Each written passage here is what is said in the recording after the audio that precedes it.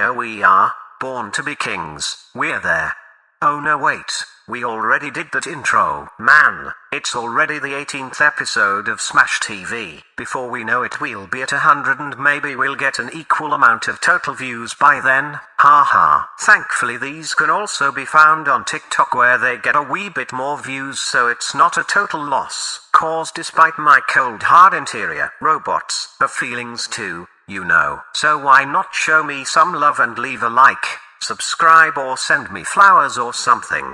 Kate is once again a movie that is touted in the media as something that is turning heads. Apparently it turned a lot of, mostly Japanese, heads away from this movie as they deemed it offensive to the incredible culture Japan has. Kate gives us Kate, played by Mary Elizabeth Winstead, who plays an assassin who gets one final assignment. If you have seen any movie about assassins you will immediately know that quitting your job isn't an option and that a departure comes at a cost. So in John Wick style, or is it gunpowder milkshake style, she ends up self-reflecting while attempting to both finish her mission, escape her lifestyle and keep safe a very obnoxious teenager that no sane person would even want to protect. Some of the action is quite good and pretty violent, but, and this is a major problem in these female-driven action movies, is that these women just don't seem to be able to fight or pack a punch. I remember women in action movies being badass in their own way. They took punches, which Kate does too, but they fought differently than men. Kate does not. She's trained. She bruises and bleeds, but she's almost a Terminator. But when a Terminator kicks you, you go flying. When Kate kicks it almost feels like she will fall over. The rest of the movie is quite boring. A lot of useless talking mixed with those mediocre action scenes. The plot is predictable and cliché tilde copyright, and you will see the end coming from miles away. But hey, it has a lot of neon in it, so I guess it's cool, right? Drop that.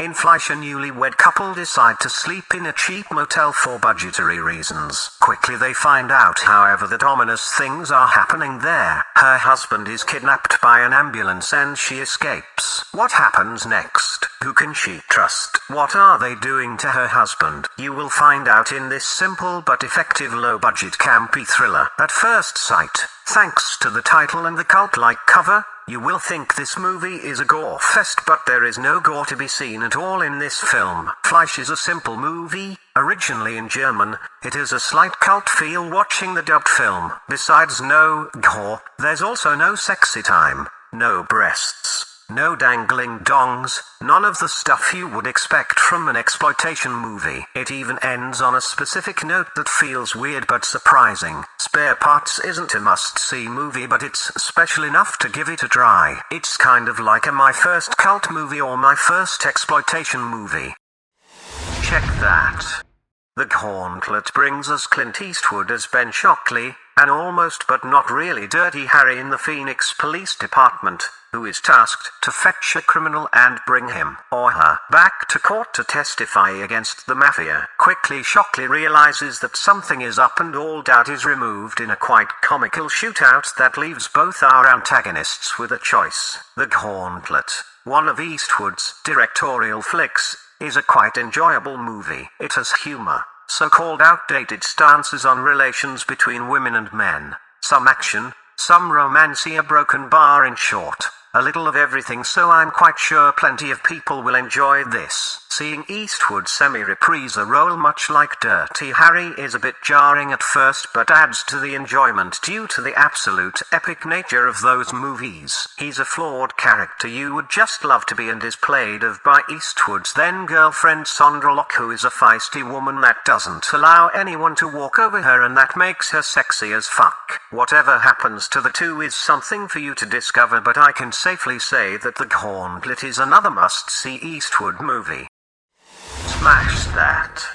Nicolas Cage is a busy man, and not even 2020 or 2021 can stop this man from appearing in a shitload of movies. Prisoners of the Ghostland brings us another neon-drenched cover promising us something in the vein of a Neo-Tokyo cyberpunk battle. The movie itself is a little less neon than the poster, but it's sufficient to say that it is a very special beast indeed. Prisoners of the Ghostland is a semi-surreal work of madness played in a sort of western/samurai samurai hybrid. Cage plays a criminal who is sent on a quest by a bunch of very eccentric and quite frankly, insane people. The less said about this movie the better, because it's so out there that making remarks about the plot will skew your vision of it. Don't think this is a Lincoln movie that breaks your head open trying to search for its meaning. Think of it as an over-the-top live-action anime from the 90s, when most of the Western world was still young babes discovering the fantastical world of anime and manga. This movie isn't for everyone. I'm sure a lot of people will find it hard to follow. Die-hard Cage lovers will find joy and appreciation in, and those who grew up with anime and manga will definitely recognize the feel the creators of this flick probably have,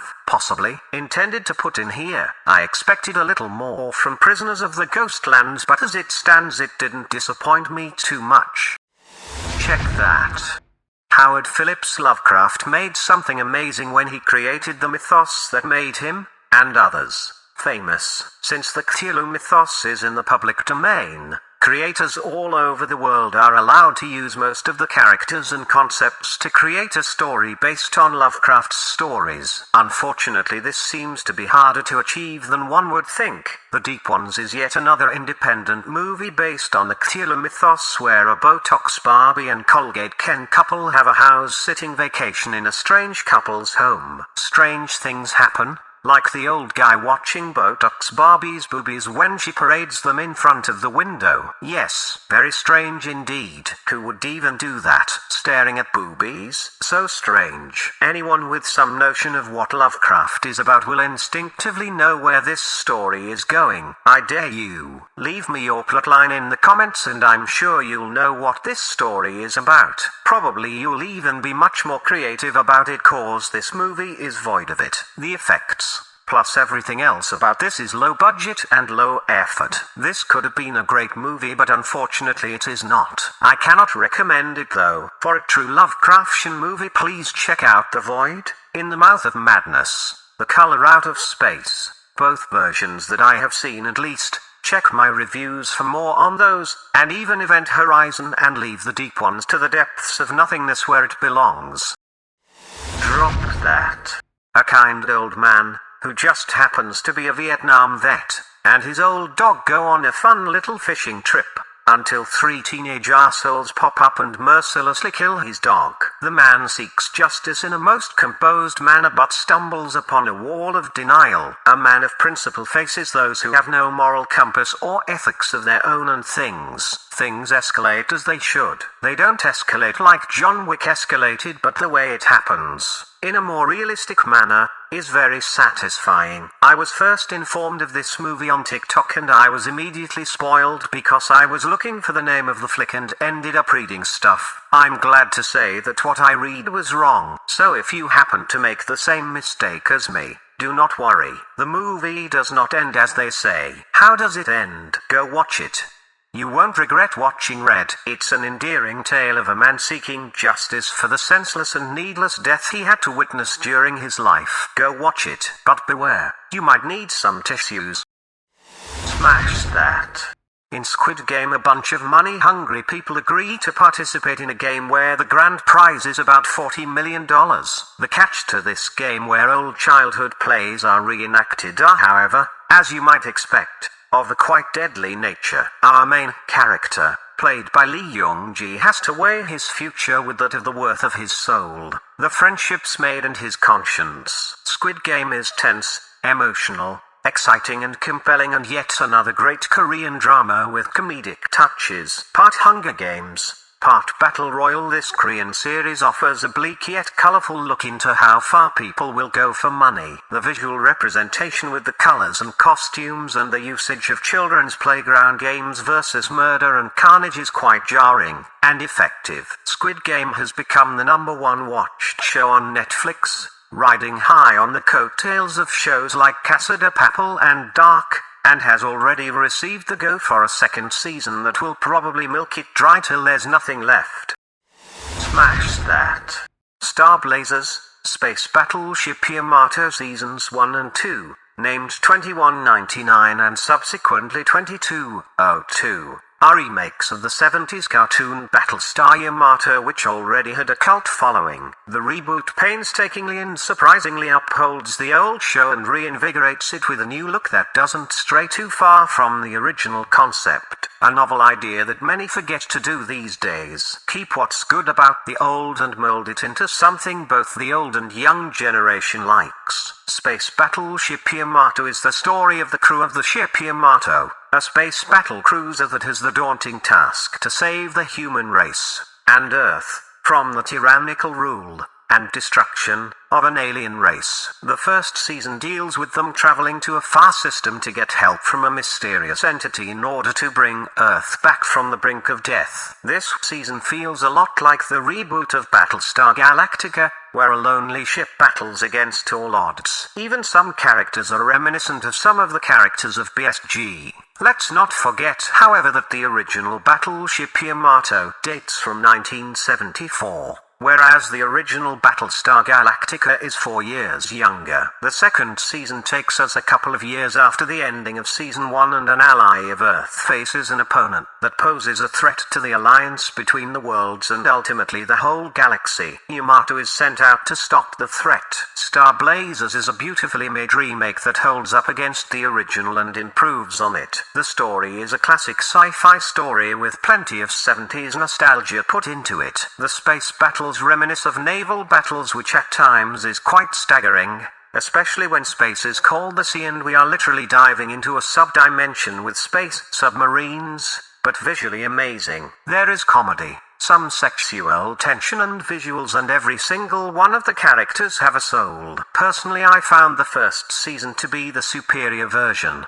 mainly due to the more comedic nature of certain scenes, but both seasons are a must-see for every classic sci-fi enthusiast and or anime aficionado. Don't let Space Battleship Yamato pass you by. It's a story for the ages and one that has to be experienced. Smash that. Favorite actors and directors, and I have a hard time thinking of a movie from or with Clint Eastwood that I did not like. Suffice to say that his latest movie, Cry Macho, about an old cowboy who gets the assignment to get a friend's son out of Mexico from the clutches of his mother and return him to the United States, did not disappoint. Clint, at 91, to no surprise looks and sounds old, but for a 90-year-old geezer he still has massive balls portraying the manly man of days you're in this modern politically correct and cucked times. Clint's character is a roughneck from an era where men still were men, and it shows. The character in this movie reminded me of a combination between the angry old veteran from one of his previous movies, Gran Torino, with the old man from The Mule. The substitute father and son relationship he builds up in the movie with the kid is endearing and shows the importance of a male role model in any person's life. Besides that, there's enough action, romance and thought-provoking moments to keep you invested in the movie from start till end. I don't know how many years Mr. Eastwood has still left, but it's suffice to say that he is one of the legends of cinema. Do yourself a favor and give Cry Macho a watch. You will not be disappointed. Smash that. Richard Jewell is another film directed by Clint Eastwood that tells the true story of Richard Jewell, an apparently dull-witted security guard who was responsible for saving hundreds of people from a bomb explosion during the 1996 Olympic Games in Atlanta. Due to his quirky nature and fondness for law enforcement, he quickly becomes the prime suspect of the federal investigation and the target of a mainstream media smear campaign that turns the hero into the perpetrator. We follow Jewell and his mother through the ordeal of being put in the limelight as a hero to being vilified, and even set up by media and the law enforcement he looked up to. Richard Jewell is a critical look at how personal bias and a ravenous media can turn the life of a simple man upside down, completely ruining it for years with not even an apology to boot. I will spare you the tragic conclusion to the movie and spoilers, but it's high time that mainstream media is held accountable for the lies, propaganda and distortions of truth they spread into the world for whatever reason, especially in this day and age of cancel culture and disinformation, where vilifying and reporting in a particular manner can result in the destruction of many, many more lives. Watch Richard Jewell and see one of the dark blights of what we now know is mainstream media. Smash that.